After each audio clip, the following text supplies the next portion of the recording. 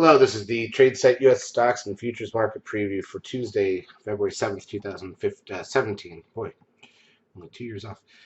Here's a look at the ES front month futures contract. This is the daily chart of the broad market futures. Not much to say about Monday, which was one of the slowest days of the year so far, post Super Bowl hangover, I like to call it. Let's go through the major industries and then we'll take a look around. QM, this is the crude oil, 53.12, down 70 cents.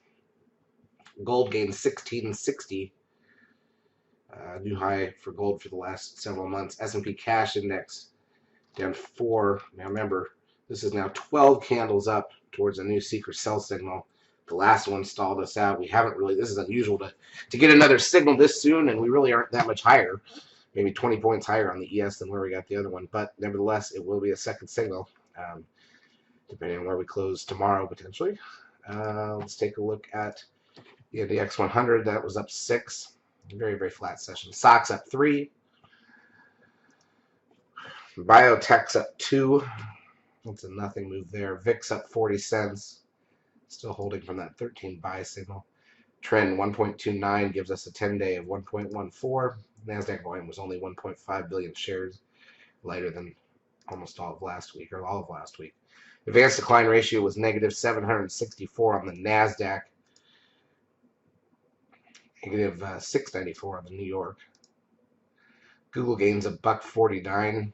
Look how flat that's been for 5 days. Apple up $1.21. That's a new closing high for Apple. Amazon loses $2.56. Netflix gains 72 cents. Doesn't really matter. Tesla up $6.44. That's a new closing high in Tesla. We've got the TLT has got 72-cent gain on the session,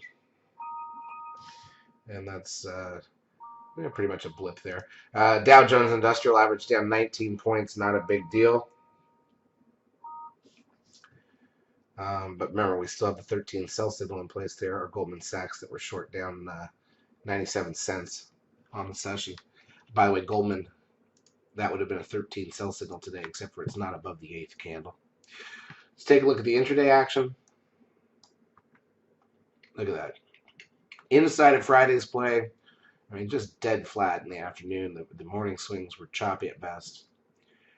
Just not a good day. We've got the gap below, obviously. This is the inverted cup and handle now. So if we just open flat and start to break under Friday's lows, that's an interesting play for the short setup into that gap. NASDAQ side, not much different. A little bit. Swept the highs, so it's a little different. Swept the highs of Friday, but overall not much different. All right, so what do we have for data? Tomorrow, trade balance an hour before the bell. That's a big one, obviously.